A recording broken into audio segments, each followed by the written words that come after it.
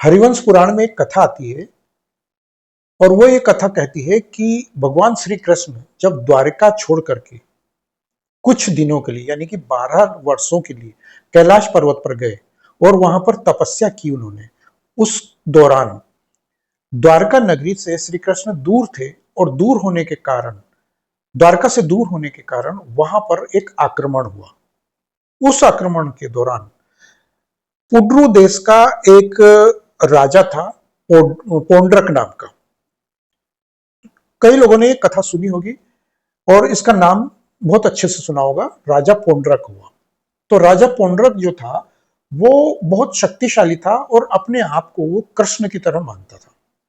स्वयं को वो कृष्ण की तरह मानता था, वासुदेव मानता था और वो ये कहता था कि मैं ही असली वासुदेव हूं और वो तो एक ग्वाला है और वो नाटक करता है और वो जादू टोने या इस तरह की चीजें करता है, तो मुझे ही असली कृष्ण मानो और मेरे पास भी वही शंख चक्र गदा पद्म सब कुछ है और मैं वो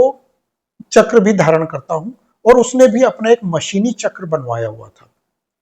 और उसके पास भी वही धनुष था, वही उसी तरीके से सब कुछ, वो अस्त्र शस्त्र वगैरह थे और शक्तिशाली भी था और सभी कई राजाओं को उसने परास्त भी किया था। ये पूरा स्पष्ट हमको उल्लेख मिलता है। तो उसने कई आस पड़ोस के जितने भी राजा थे उसके पास के, उनको उसने धमकाया था और कहा था कि यदि तुम मेरा साथ नहीं दोगे तो मैं तुम सबको मार डालूंगा। तो उसने कई राजाओं को अपने अधीन कर रखा था और जैसे काशी है तो काशी के राजा को भी उसने अपने अधीन कर रखा था। इस प्रकार से उसने अपनी एक अलग सेना और एक अपना एक अलग गुट बना रखा था। तो जब उसको पता चला कि द्वारका में कृष्ण नहीं है, क्योंकि वो सिर्फ कृष्ण से ही डरता था और कृष्ण से वो पहले भी पराजित हो चुका था, तो कृष्ण ने उसको पहले भी माफ कर दिया था और इसके अलावा वो किसी से नहीं डरता था और किसी से परास्त भी नहीं हुआ था। लेकिन वो कहता था कि मैं बलशाली हूं, लेकिन मैंने कृष्ण को क्षमा कर दिया, तो वो ये भी कहता था। तो कहीं ना कहीं लोग उसकी बात को मानते थे। और फिर जब उसको पता चला कि वो नहीं है कृष्ण वहां पर, तो उसने धावा बोल दिया और वो धावा बोला उसने रात के समय। यानी कि आज भी जब हम देखते हैं कि हम जब सोए हुए होते हैं, चैन की सांस ले रहे होते हैं, एकदम सुनसान रातें होती है, उस टाइम अचानक मलेच्छों की सेना आती है। 150 200 500 लोग आते हैं, कभी लाठी डंडे पत्थर लेकर के, कभी कुछ हथियार लेकर के, पेट्रोल बम लेकर के। तो वो रात को हमला करते हैं और वो जितना भी जो मिलता है उनको वो तहस नहस करते हैं, खिड़की दरवाजे तोड़ दिए, पेट्रोल बम डाल दिए, फेंक दिए और जो भी मिला उनको वो उनको नष्ट करते हुए जाते। तो यही चीज उसने भी की, उसकी सेना ने भी की। यानी कि उसने जब हमला किया तो उसने अपना नेतृत्व किया उस सेना का और उसने उसको घेर लिया और जो पृथ्वी की तरफ से जो भूमि की तरफ से जो द्वारका थी जल में, वहां से उसने पूरा आक्रमण करवाया। और क्योंकि उस पुल बने हुए थे कुछ इस तरह के द्वारका के, तो वहां से उसने वो आक्रमण, क्योंकि वो पुल वगैरह, क्योंकि इसके अलावा भी वो श्री कृष्ण जब गए तो वो वहां अपने सैनिक स्पेशल उन्होंने वहां तैनात किए थे और बलराम को और बाकी जैसे उनके जो और सहयोगी थे उनको सबको वो चेतावनी दे करके गए थे कि मेरी अनुपस्थिति में यहाँ पर कुछ गड़बड़ ना हो। तो इस तरीके से वो बता करके गए थे और वो उनको जानते थे वो श्री कृष्ण के ऐसा होने वाला है, तो वो पहले ही आगाह करके गए थे। और क्योंकि सारी रानियां रुक्मणी और वो सब उसी में थे और सारे, और इस दौरान वो जब श्री कृष्ण गए थे तो उन्होंने उन्हें एक प्रतीक चिन्ह वगैरह देते थे, जैसे आज का आइडेंटिटी कार्ड होता है इस तरह का, कि द्वारका में जब कोई प्रवेश करेगा या वहां से बाहर आएगा तो वो एक उनकी शिला या एक ऐसा एक निशान होता था, जैसे आजकल आई कार्ड होता है हम गले में लटकाते, तो पहले भी इसी तरह का एक निशान होता था। तो वही पहचान होती थी अंदर जाने वालों के लिए, ना वहां के अपने नागरिकों के लिए। तो उस द्वारका का कितनी बड़ी थी और कैसा संरचना थी वो भी कभी मैं आने वाले समय में एक वीडियो बना करके बताऊंगा। तो उसको जो है रात को आक्रमण किया और वो पूरा जब तहस नहस कर दिया उसने, वहां पर कई सारे द्वार तोड़ दिए और द्वार तोड़ करके और सेना अंदर भी घुस गई उसकी और वहां पर घमासान युद्ध भी हुए और इतने युद्ध हुए कि जो कई जो उसके जो द्वार बड़े बड़े द्वार थे उनको ढहा दिया और वो जब वो ढहने लगे गिरने लगे तो तेज आवाजें भी आने लगी। और उसके बाद अंदर भी घुसी वो सेना, और क्योंकि नगरी बहुत बड़ी थी और सारी सेना अंदर नहीं जा रही थी क्योंकि डर भी था उनको कि कहीं हमारी सेना वहां पर अंदर जो बंद ना हो जाए और बाकी लोग उनको मार ना डाले योद्धा। तो दोनों तरफ से युद्ध भयंकर हो रहा था और ऐसी मशालें जल रही थी उसकी पुंडरक की सेना की, क्योंकि वो मशाले लेकर के आया था, तो उसकी सेना की तरफ से ऐसा लग रहा था कि पूरा दिन की रोशनी हो गई है। और जबकि द्वारका के सैनिक जो है वो सोए हुए थे और कुछ लोग ही पहरा दे रहे थे, बाकी सब सोए हुए थे और उनको ये लग रहा था कि यहाँ इस समय तो कोई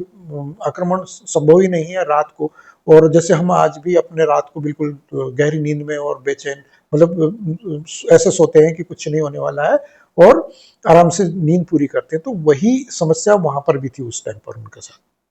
वो चैन की नींद सो रहे थे और अचानक जब हमला हुआ और उनको लगा, तो फिर वो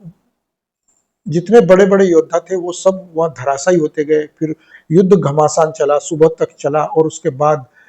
फिर वहां जब श्री कृष्ण का आगमन हुआ, वो जब वहां से आए, कैलाश पर्वत से जब वहां आए, तो फिर उन्होंने युद्ध को संभाला और उसके बाद आगे युद्ध फिर समाप्त किया उन्होंने। तो ये जो मैं बता रहा था कि वो जो जब हमला किया उन्होंने, तो वहां पर रुक्मणी भी थी और बाकी रानियां भी थी, दासियां भी थी और बाल बच्चे वगैरह बुजुर्ग सब थे वहां पर द्वारका के अंदर। तो वो जो यदुवंशी या जो उनका परिवार था, जितने भी लोग वहां पर अंदर थे नगरवासी, तो ये जो सेना जब अंदर गई तो उन लोगों पर अत्याचार किया, वहां पर धन लूटा, कीमती सामान वस्त्र जला दिए और कीमती सामान लूटा। और जो उनको कीमती चीजें या डेकोरेशन जो वहां पर थी उनको तोड़ फोड़ तहस नहस किया और उनके ऊपर सूल चलाए और बाणों से मारा उनको और गदा वगैरह मार के तोड़ा और वो दीवारें ढहा दी और सारी नक्काशी और सब तोड़ ताड़ दिया, जैसे कि आज भी हम देखते हैं होता है, इस तरह का नुकसान होता है, कॉमन चीजें हो गई है ये, तो तब भी होता था। तो ये जब ये सारा कर दिया तो कई दासियों को और कुछ महिलाओं को ऐसे जो हाथ लगी उनके, तो उनको भी उन्होंने परेशान किया, छेड़खानी की, उनको भी खींच करके बाहर लाए। और फिर बाद में उनके बाकी जो युद्ध में निपुण थे वो सारे तैयार हुए, फिर इसके बाद उन्होंने अस्त्र शस्त्र धारण किए और वो जब, क्योंकि वो पहले तो वो सोए हुए थे सब, तो उनको पता नहीं चला कि अचानक क्या हुआ कैसे हुआ, तो जब उठे आनन फानन में तब तक बहुत देर हो चुकी थी। तो फिर उसके बाद फिर उन्होंने भी अपने वस्त्र बदले और अपने जो उन्होंने जो कवच वगैरह होते हैं वो और गदा और जो अपने अस्त्र शस्त्र थे वो धारण किए और फिर वो चल दिए रथों पर बैठ करके। तब उन्होंने युद्ध शुरू किया, उसके बाद फिर वो घमासान युद्ध चला और सुबह तक वो युद्ध चला। तो ये कुछ ऐसा युद्ध था जो आज भी जिसको हम झेलते हैं, वही युद्ध वहां पर उस टाइम भी चला था। तो ये आज की ही समस्या नहीं है। हम अगर कहें कि ये आज इतना जो प्रवृत्ति उनकी बढ़ गई है और उन्होंने अत्याचार शुरू कर दिया अचानक और उनको ये इसका श्रेय मिला हुआ, उसका श्रेय मिला हुआ, तो ये पार्टी ने श्रेय दे दी, तो ये कोई नई बात नहीं है, या फिर ये ऐसा हम कह भी नहीं सकते कि किसी एक पार्टी ने श्रेय दिया। तो ये हमारे पुराणों में उल्लेख है, पुराणों में लिखा हुआ हमारा, और ये हरिवंश पुराण अगर आप देखेंगे तो इसी में मैं आपको ऊपर जो पढ़ के सुना रहा हूँ वो ये है कि इसका 95, 96, 97 अध्याय है। इनमें जब अगर आप पढ़ेंगे इसके कुछ अंतिम वाले में, तो आप देखेंगे कि आपको इस तरह की कथाएं बहुत कॉमन मिलेगी। तो ये कथाएं अलग अलग पुराणों में अलग अलग तरीके से भी दी हुई है, और कुछ ऐसी भी हैं जो यहाँ पर नहीं है वहां पर है, कुछ वहां पर नहीं है तो यहाँ पर है, कुछ इस तरीके से भी कथाएं दी हुई। तो पढ़ने में बहुत आनंद आता है और पता चलता है कि हम पहले क्या थे, आज क्या है और फिर आगे आने वाले टाइम में क्या होंगे। तो हमें निडर होकर के इन समस्याओं का सामना करना चाहिए, और छोटी मोटी जो समस्या हम देख रहे हैं, भुगत रहे हैं या हम सामना कर रहे हैं, तो वो चीजें कॉमन है और भगवानों ने भी ये चीजें जब सामना की है, कॉमन चीजें, तो हम क्या चीजें, तो हमें भी इस तरीके की समस्याओं से तैयार रहना चाहिए इन समस्याओं का सामना करने के लिए। तो ये थी मेरी अच्छी जानकारी और मेरी ये विचार। यदि आप लोगों को मेरी ये जानकारी और विचार अच्छे लगे हो तो कृपया कमेंट बॉक्स में जरूर बताएं। मिलते हैं अगले वीडियो में, तब तक के लिए जय श्री राम।